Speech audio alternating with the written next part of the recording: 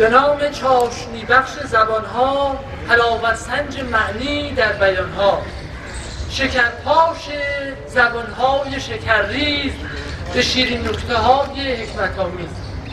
سلامی عرض میکنم چون دامان پاک کتاب به محضر یکایک ارجمندان حاضر در این مجلس،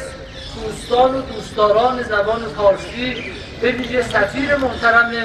جمهوری اسلامی در هند، معاون محترم سفارت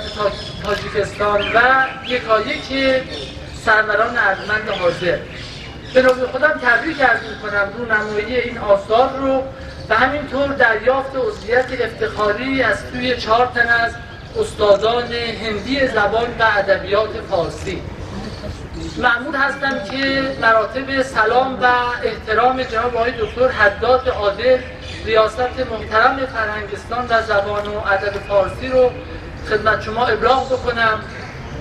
آقای دکتر خیلی ابراز تأسف کردن از اینکه 2 سال اخیر به دلیل شرایطی که حاکم شد بر همه دنیا امکان حضور در هندوستان رو پیدا نکردن و ابراز امیدواری کردن. ترجمه کنید. اون افتخار هند رو اینو بگید که این خیلی مهمه.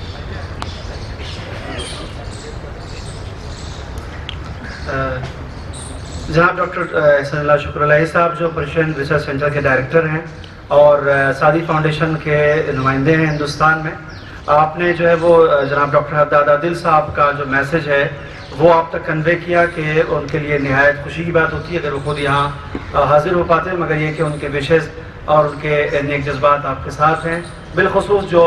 फ़ारसी लिटरेचर और फ़ारसी अदब में खिदमत अंजाम देने वाले असातिज़ा हैं, उनकी उन्होंने कदरदानी की है, उनके ताल्लुक़ से इज़हार ख्याल फरमाया है। आप उनके मैसेज को और जिसमें फ़ारसी असातिज़ा को मेंबरशिप दी जा रही है और उसका जो फॉर्मल लेटर है आप उसको आपके लिए पढ़ेंगे और इंतहाई फ़ख्र की बात है, इंतहाई इज़्ज़त अफ़ज़ाई की बात है। आपने फरमाया खुद ईरान के लिए कि ऐसे असातिज़ा फ़ारसी दुनिया में खिदमत अंजाम दे रहे हैं और मेरा ख्याल ये है कि खुद ये जो मेंबरशिप है ये भी एक इंतहाई एजाज़ का मसला है जो बहुत चुनिंदा असातिज़ा को दिया जाता है। آقای دکتر حداد ابراز امیدواری کردند که این اقدام فرهنگستان زبان و ادب فارسی نقشی داشته باشه در تحکیم روابط دیرینه فرهنگی ایران و هندوستان. जनाब डॉक्टर हद्दाद आदिल साहब जो ईरान के एक्स पार्लियामेंट के स्पीकर भी हैं और उसके अलावा इस वक्त जो नेशनल एकेडमी है आप उसके चेयरमैन हैं जिसकी आपको मेंबरशिप मिलने वाली है, वो आपने फरमाया कि ये मेरे लिए बहुत उसकी बात फ़ख्र की बात थी कि मैं ये असातिज़ा के दरमियान रहता और ये ख़ुद हाजिर रह के ये मैं अब जो है वो मेंबरशिप उनको दे पाता, मगर ये कि बहरहाल ये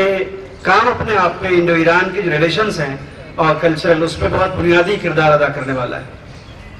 همچنین آقای دکتر حداد عادل ابراز امیدواری کردند که بر اساس سیاست جدید فرهنگی کشور هند در سال 2020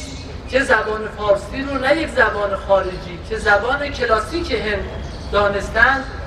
زمینه گسترش زبان فارسی در هند بیش از پیش فراهم بشه.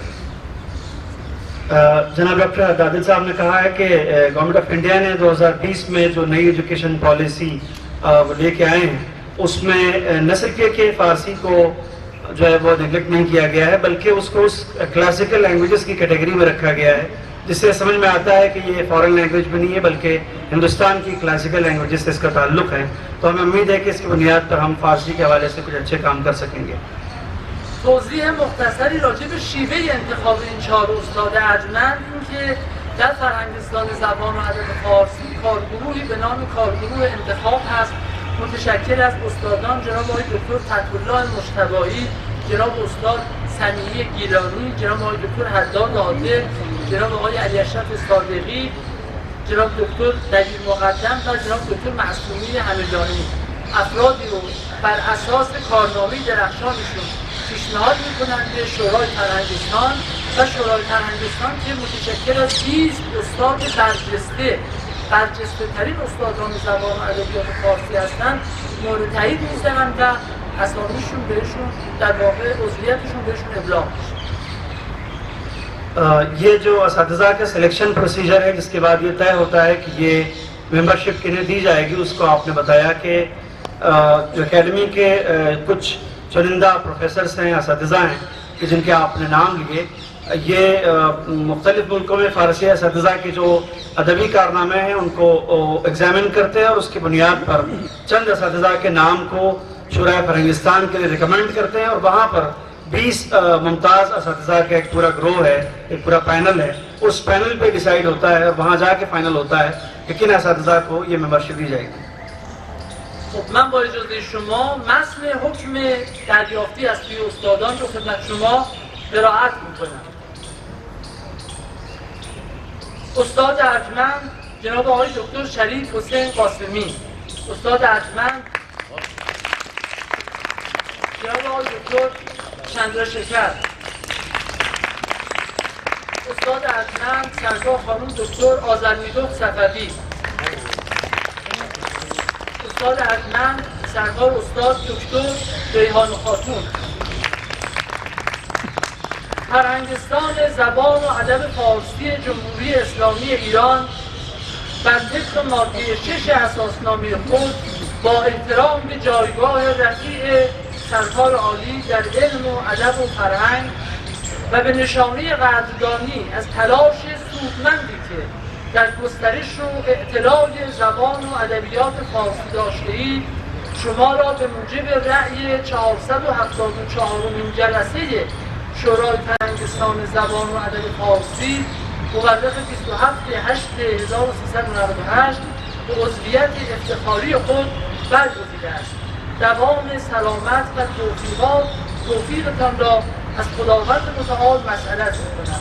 غلام علی حداد عادل، رئیس فرهنگستان زبان و ادب فارسی.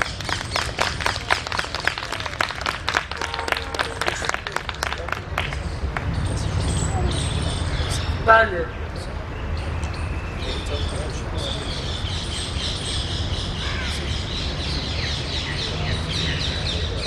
بله، دعوت میکنم از جناب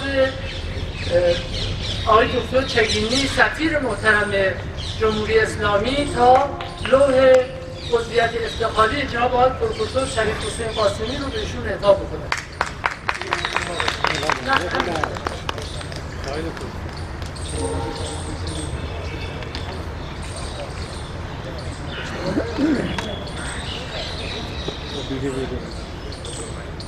استاد مراقب باشین، سولا بخواهد نکنید. بسیار مبارک است. این اتفاق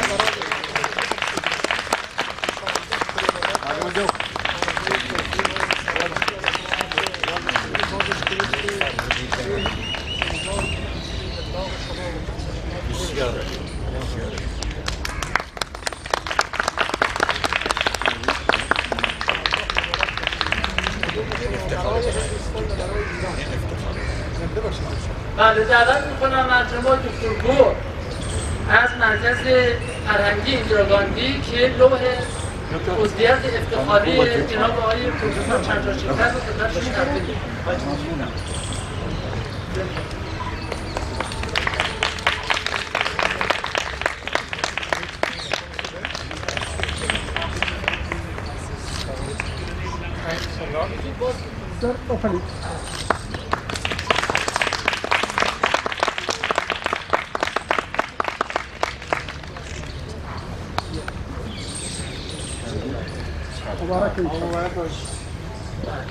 دعوت میکنن از جناب آقای شریف واسطه‌ها دبیر سایت آکادمی که لوح عضویت افتخاری سرکار خانم تقدیم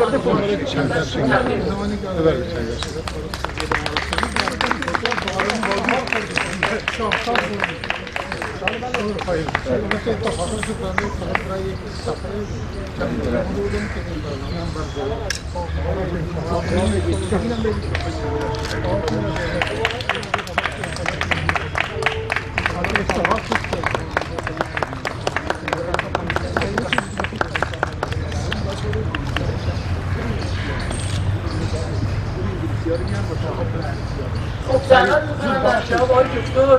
علی ربانی رایزن محترم فرهنگی جمهوری اسلامی که لوح عضویت افتخاری سرکار خانم آذربایجان صفوی رو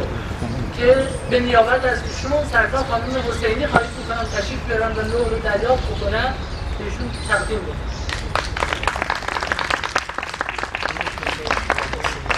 بله، سرکار خانم آذربایجان که صفوی به دلیل راهبندانی که